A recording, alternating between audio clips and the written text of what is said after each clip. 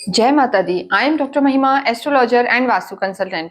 स्वागत है आप सभी का हमारे साथ मासिक राशि फल में मंथली प्रेडिक्शन धनु राशि के लिए, सेजिटेरियस के लिए कैसा रहने वाला है पूरा मई का महीना, ये हम इस वीडियो में देखेंगे। देखिए, वैसे भी मई का महीना एस्ट्रोलॉजिकली बहुत ज्यादा इंपॉर्टेंट है, बहुत ज्यादा महत्व रखता है, क्योंकि इस महीने में 4-4, 5-5 ग्रह बदलेंगे, अपना राशि परिवर्तन करेंगे। जो मेजर ग्रह हैं गुरु, सूर्य, राहु, केतु और बुध, और एंड में अगर हम देखेंगे 31 मई को शुक्र भी अपना राशि परिवर्तन करेंगे। तो इन सब चीजों का आपके जीवन पर क्या प्रभाव पड़ेगा, ये यहाँ पर हम देखेंगे। ये जो पूरा वीडियो है ये धनु राशि के लिए है। इसको आप अपनी जन्म राशि और अपनी चंद्र राशि के आधार पर दे सकते हैं। आप अपने नाम से भी इसको रिलेट करके देख सकते हैं। अगर आपको नहीं पता कि आपकी राशि कौन सी है तो आप अपनी कुंडली खोलें और उसमें देखें कि जहां भी कुंडली में आपके मून प्लेस है वहां नंबर 9 लिखा है, तो जो है आप सेजिटेरियस हैं, धनु राशि के हैं। सबसे पहले आपका चार्ट हम देखते हैं कि मई के महीने में क्या क्या आपका चार्ट कहता है। देखिए, 4th हाउस में आपके चतुर्ग्रही योग बना हुआ है, बुध, शुक्र, शनि और राहु। 5th हाउस में आपके सूर्य हैं, और जो छठा घर है वहां पर गुरु विराजमान है, 8th में आपके मंगल है। तो ऐसी स्थिति में जो सबसे पहले जो ग्रह परिवर्तित होने वाला है वो बुध ग्रह परिवर्तित होगा 6 मई को, और 6 मई से लेकर और हम कहेंगे 22-23 मई तक बुध की जो स्थिति रहने वाली है। देखिए, बुध अभी मीन में है और वो 6 तारीख को निकलकर यहाँ से मेष में आ जाएंगे, और यहाँ पर लगभग 6 से लेकर और 23 तक यहीं रहेंगे। तो पंचम में बुध का आना अच्छा होता है, केंद्र में भी ठीक है। सूर्य भी राशि परिवर्तन करेंगे, और सूर्य 14 तारीख को मेष से निकलकर, जो अभी उच्च के चल रहे हैं, केंद्र में नहीं है, त्रिकोण में है, लेकिन अब त्रिकोण से सूर्य निकलकर और आपके 6th हाउस में आ जाएंगे। और गुरु भी 14 तारीख को अभी छठे घर में चल रहे हैं। एक लंबे समय से गुरु लगभग 12-13 महीने में अपना स्थान परिवर्तन करते हैं। तो देखिए, गुरु आपके यहां से निकलकर यानी 6th हाउस से निकलकर आपके जो है सप्तम में आ जाएंगे, केंद्र में आ जाएंगे। एक अच्छा परिवर्तन है। इसके बाद मंगल देखिए पूरे महीने यही नीच के चलेंगे 8th हाउस में। तो आपको अपने स्वास्थ्य के लिए क्या ध्यान रखना है ये हम बताएंगे, तो पूरा फोकस यहाँ रखें, एंड तक जुड़े रहें, जिससे आप रेमेडीज को सुन सकें और अपने जीवन में अपना सकें। इसके साथ साथ राहु और केतु का भी परिवर्तन इस महीने में होना है, जो लगभग 17-18 महीने में अपना राशि परिवर्तन करते हैं। तो देखिए, राहु जो है अभी मीन में चल रहे हैं, तो राहु और केतु जो है हमेशा वक्रीय चलते हैं, उल्टे चलते हैं, और राहु यहाँ से निकलकर कुंभ में आ जाएंगे, यानी आपके पराक्रम में राहु आएंगे, और जो है केतु हैं आपके भाग्य में आएंगे। तो राहु का 3rd हाउस में होना, देखिए तीसरे घर में चाहे सूर्य हो, शनि हो, राहु, इनको बहुत अच्छा माना जाता है। कहीं ना कहीं आपको बहुत स्ट्रॉन्ग पोजीशन में लाते हैं, आपका यश बढ़ाते हैं, बोल्ड बनाते हैं आपको। तो राहु का यहाँ आना आपको काफी फायदा देगा, स्ट्रॉन्ग फील करेंगे आप। तो इन सब का पूरा प्रभाव हम यहाँ पर देखेंगे। देखिए, जो धनु राशि है 9th नंबर की राशि होती है, गुरु जुपिटर आपके लॉर्ड होते हैं, और काफी ऐसे तो आध्यात्मिक राशि होती है, पर गुरु की जो स्थिति है अभी साल भर से आपके 6th हाउस में चल रहे हैं। यहाँ सबसे पहले हम बात करेंगे आपके स्वास्थ्य की, कि पूरे ही महीने मई में आपका स्वास्थ्य कैसा रहेगा।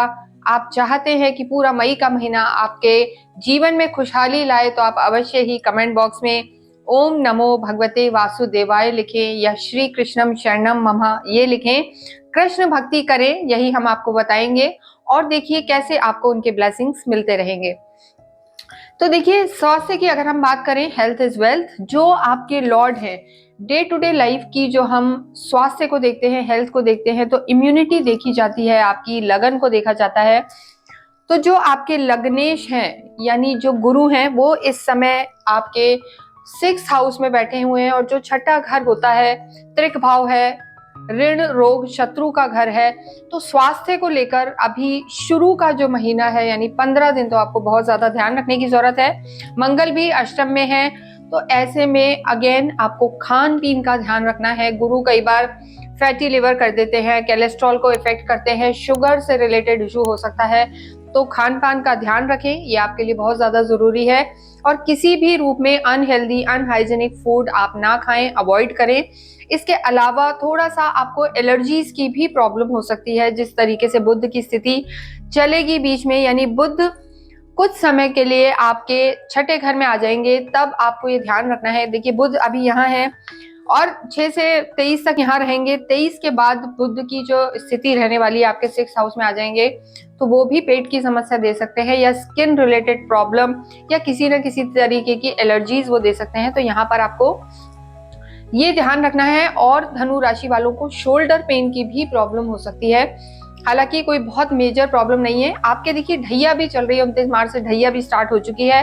लेकिन कहा जाता है कि जब भी राहु पराक्रम में गोचर करते हैं तो शनि की चाहे ढैया हो या कुंडली में भी कोई ग्रह आपका वीक हो, लेकिन बहुत चीजों से ये राहु आपको निकाल के ले जाता है इन अ पॉजिटिव मैनर। लेकिन जब 3rd हाउस में राहु यहाँ पर आएंगे 18 मई को, उससे पहले देखिए राहु आपके सुख भाव में बैठे हैं, तब तक आपके राहु और शनि का पिशाच योग है, राहु शुक्र का लंपट योग बना हुआ है। तो कहीं ना कहीं इस समय थोड़ा सा मानसिक तनाव की स्थिति रह सकती है। राहु का आपके सुख भाव में बैठना विवादास्पद स्थिति हो जाती है। राहु कहते हैं ना, जो नहीं होता वो दिखाते हैं, इल्यूजन क्रिएट करते हैं, और कुछ ना कुछ सब कुछ होते हुए भी थोड़ा सा नेगेटिविटी राहु रखेंगे यहाँ पर। तो 18 मई तक आपको ध्यान रखना है, स्ट्रेस नहीं लेना है, ये आपके लिए बहुत इंपॉर्टेंट है। उसके बाद आपकी चीजों में सुधार होगा। नेक्स्ट हम बात करते हैं लव एंड रिलेशनशिप की। देखिए 5th हाउस जो होता है काल पुरुष की कुंडली से, यहाँ पर यहीं से आपकी लव लाइफ देखी जाती है, प्रेम देखा जाता है। सूर्य यहाँ पर बैठे हुए हैं, उच्च के चल रहे हैं, लेकिन जो यहाँ के पंचमेश हैं यानी 5th हाउस के जो लॉर्ड हैं वो मंगल हैं, और मंगल इस समय आपके 8th हाउस में चल रहे हैं, और गुरु भी यहाँ, यानी दोनों ही 6ठे 8वें में बैठे हैं। तो लव लाइफ यहाँ पर उतनी स्ट्रॉन्ग नजर नहीं आ रही है, तालमेल में थोड़ी सी कमी है।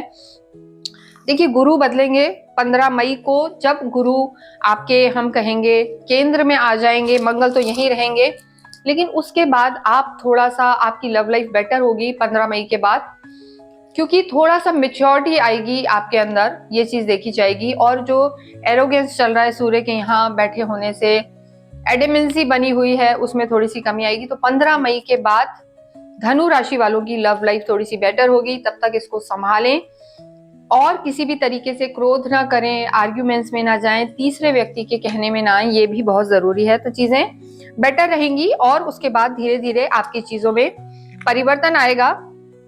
देखिए यहाँ राहु के साथ ये केतु भी सामने ही है, और देखिए केतु की भी जो स्थिति है वो कहीं ना कहीं सुख भाव में कमी लाते हैं। तो लव लाइफ को लेकर भी आपको ध्यान रख के चलना है, ये आपके लिए बहुत जरूरी है।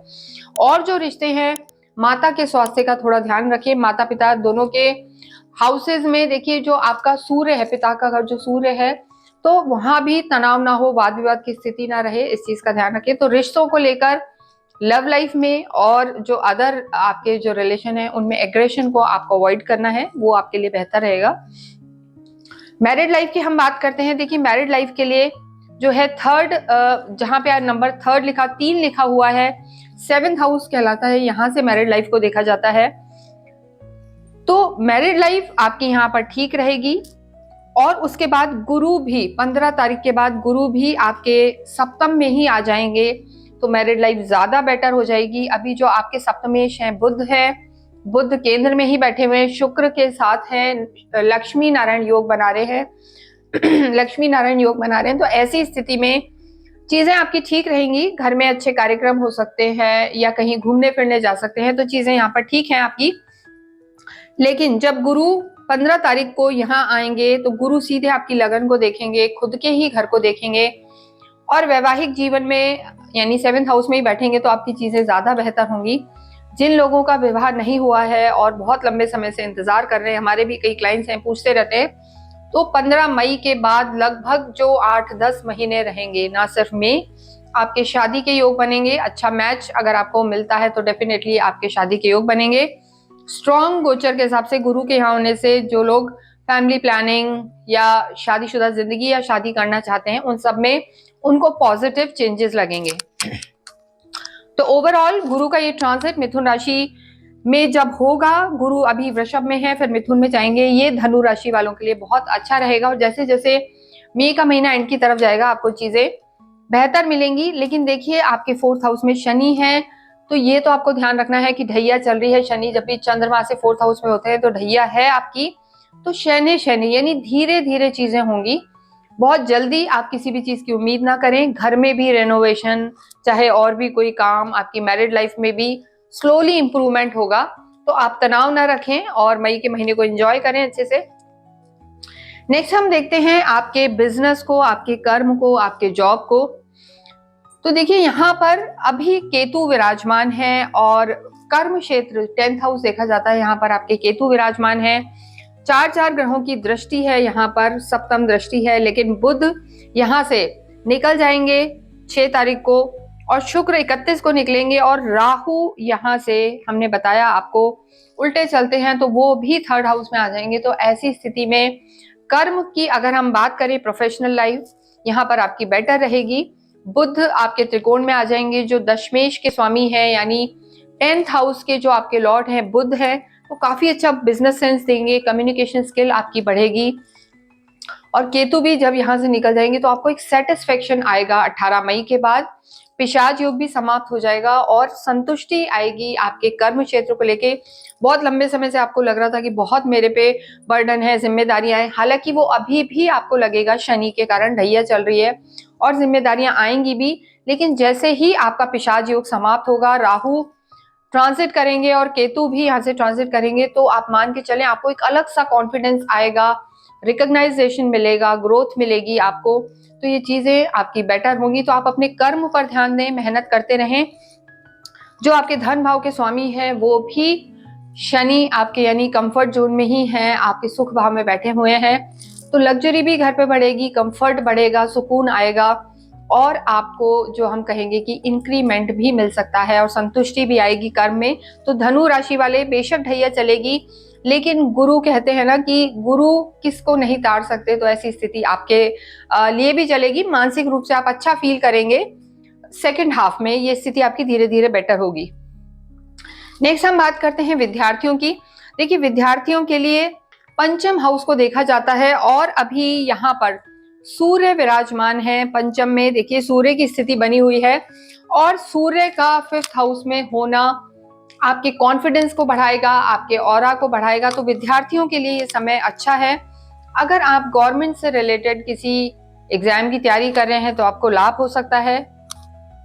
नॉर्मल भी अभी कॉलेज के एग्जाम्स या और भी कॉम्पिटिटिव एग्जाम्स चल रहे हैं तो वहां भी आपको फायदा हो सकता है। लेकिन जब सूर्य 15 तारीख के बाद यहाँ आ जाएंगे 6th हाउस में, तो देखिए नॉर्मल चीजें अच्छी रहेंगी आपकी, ऐसा कोई दिक्कत नहीं है। सूर्य का 6th हाउस में आना शत्रु हंता माना जाता है, आपके जो शत्रु हैं उन्हें समाप्त करेगा। लेकिन एजुकेशन के हिसाब से अगर हम देखें तो चीजों में थोड़ा सा स्लो डाउन रह सकता है, आत्मविश्वास में कमी आ सकती है, इस चीज का ध्यान रखें।